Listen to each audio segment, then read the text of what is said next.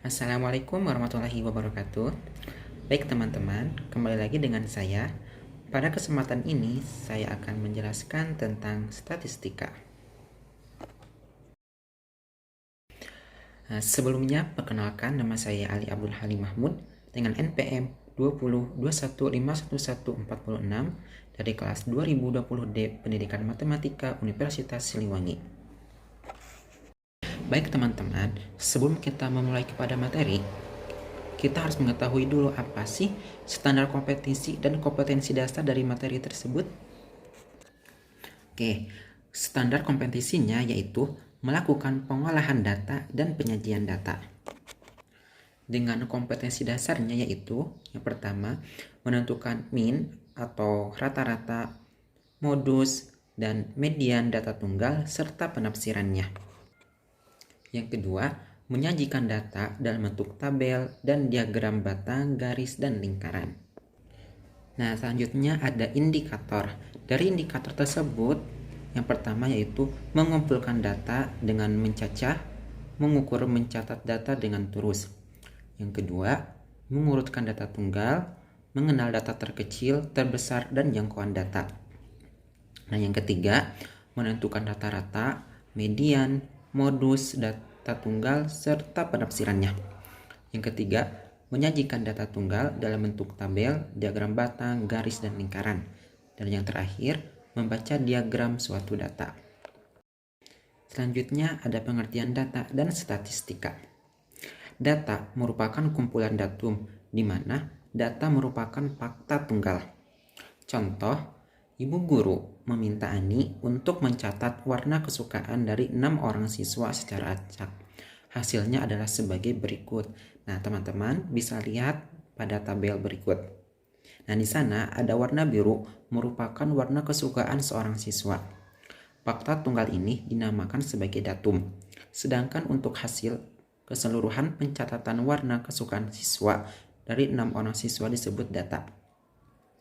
Berdasarkan jenisnya, data dapat dibedakan menjadi dua, yaitu yang pertama ada data kualitatif, yaitu data yang menggambarkan keadaan objek yang dimaksud. Contohnya, Andi menyukai seluruh benda yang berwarna hitam.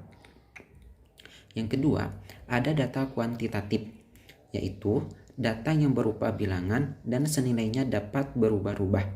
Contohnya, jumlah siswa wanita kelas 9 SMPN 10 sebanyak 120 siswa. Selanjutnya ada pengertian statistika. Statistika adalah ilmu yang mempelajari tentang pengumpulan data, penyajian data, penyusunan data, penganalisisan data, dan pengambilan kesimpulan secara tepat.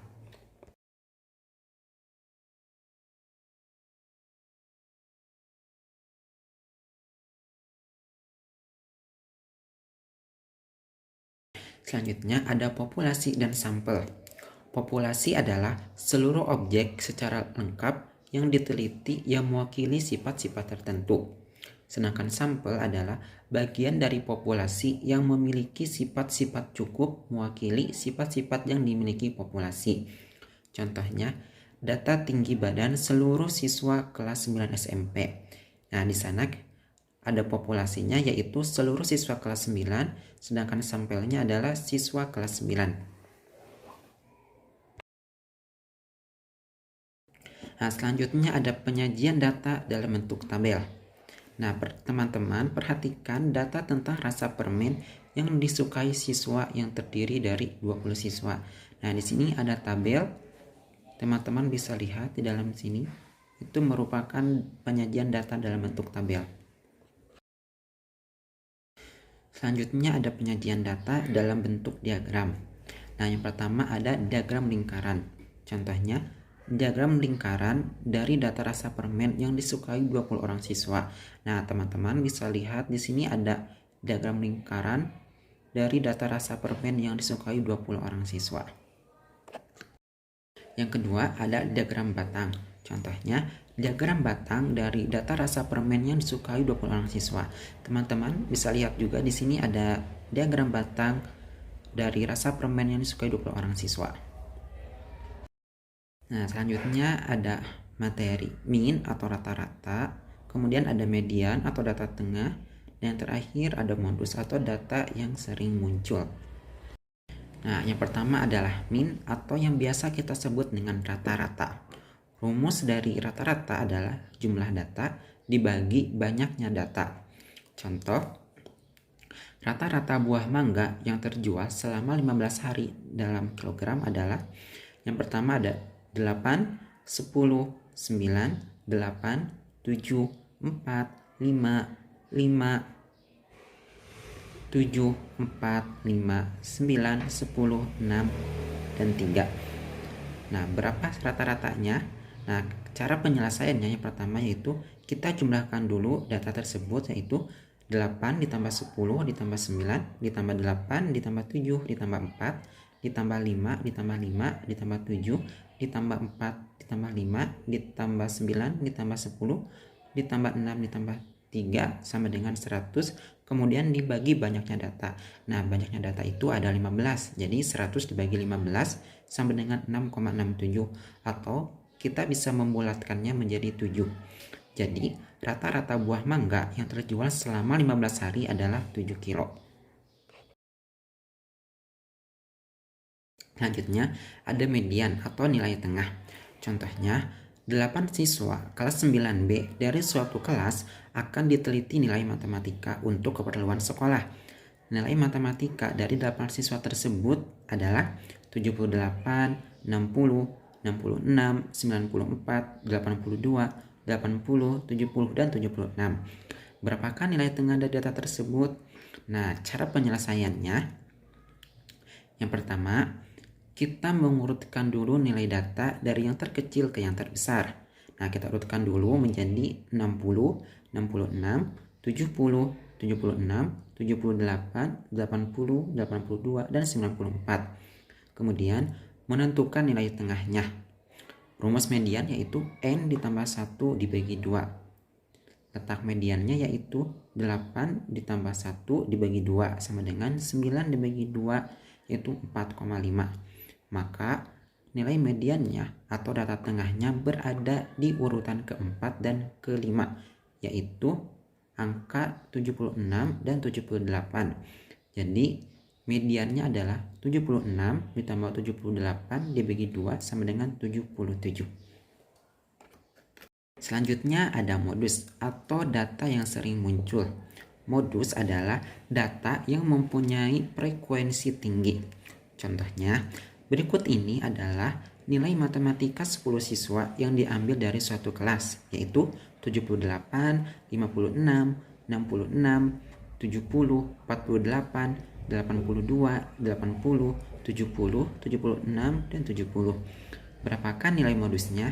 Nah, cara penyelesaiannya kita bisa membuat tabel terlebih dahulu. Nah, di sini ada tabel. Nah, di sini kita bisa melihat mana sih nilai atau data yang paling banyak munculnya. Nah, di sini diketahui modus atau data yang paling banyak adalah 70 sebanyak 3 kali. Selanjutnya ada kuartil. Kuartil adalah suatu nilai data yang membagi sekumpulan data menjadi 4 bagian yang sama banyak. Dengan demikian, setiap bagian mengandung 25% data pengamatan. Pada suatu data, pengamatan mempunyai 3 buah kuartil, yaitu kuartil 1 atau Q1, kuartil 2 atau Q2, dan kuartil 3 atau Q3. Nah, di sini ada kuartil bawah. Kuartil bawah adalah nilai data yang menyekat kumpulan data yang telah diurutkan, sehingga banyaknya data yang lebih kecil dari Q1 adalah 25% dan yang lebih besar dari Q1 adalah 75%. Kemudian ada kuartil tengah. Kuartil tengah adalah nilai data yang menyekat kumpulan data yang telah diurutkan, sehingga banyaknya data yang lebih kecil dari Q2 adalah 50% dan yang lebih besar dari Q2 adalah 50%. Dan yang terakhir ada kuartil atas. Kuartil atas adalah nilai data yang menyekat kumpulan data yang telah diurutkan, sehingga banyaknya data yang lebih kecil dari Q3 adalah 75% dan yang lebih besar dari Q3 adalah 25%. Nah, di sini ada contoh kuartil. Berikut ini adalah nilai matematika 8 siswa kelas 6 SD dari suatu kelas, yaitu dengan nilai 78, 50, 54, 66, 80, 70, dan 76. Akan dicari nilai kuartil Q1, Q2, dan Q3. Maka cara penyelesaiannya yaitu yang pertama, mengurutkan data dari yang terkecil ke yang terbesar. Nah, kita urutkan dulu data tersebut dari yang terkecil yaitu 50, 54, 66, 70, 76, 78, dan 80. Yang kedua, tentukan data kuartil Q1, Q2, dan Q3.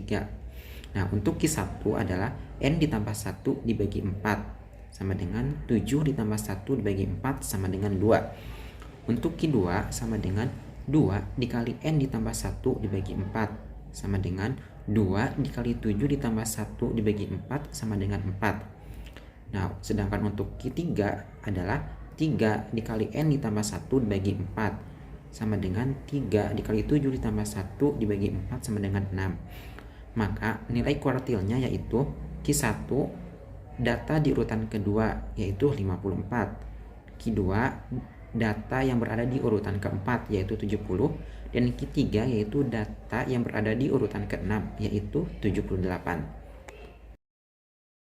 Nah, selanjutnya ada jangkauan. Di sini jangkauan terbagi menjadi dua. Yang pertama, jangkauan atau rentang atau range. Jangkauan ini merupakan selisih nilai data terbesar dengan nilai data yang terkecil. Jangkauan termasuk ukuran penyebaran yang paling sederhana. Yang kedua, ada jangkauan antar kuartil atau yang biasa disebut dengan JAK. Jangkauan antar kuartil mengukur penyebaran 50% data di tengah-tengah setelah data diurutkan. Ukuran penyebaran ini merupakan ukuran penyebaran data yang terpangkas 25%, yaitu dengan membuang 25% data yang terbesar, data 25% data terkecil. Jangkauan antar kuartil sangat baik digunakan bila data yang dikumpulkan banyak mengandung nilai data pencilan atau nilai data ekstrim. Jangkauan antar kuartil merupakan selisih antara kuartil atas atau Q3 dengan kuartil bawah atau Q1, atau dirumuskan sebagai berikut: JAK sama dengan Q3 dikurangi Q1. Nah, di sini ada contoh soal dari materi statistika.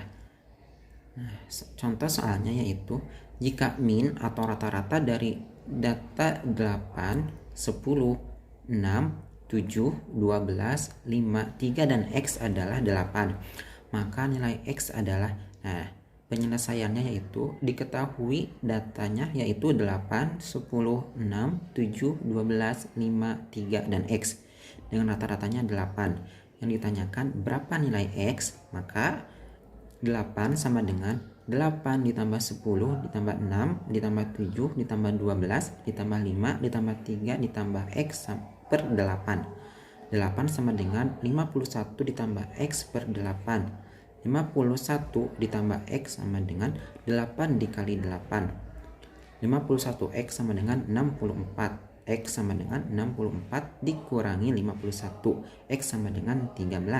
Jadi nilai X adalah 13. Nah, demikian materi yang bisa saya sampaikan. Terima kasih. Semoga apa yang kita pelajari pada kesempatan ini bermanfaat bagi kita. Wassalamualaikum warahmatullahi wabarakatuh.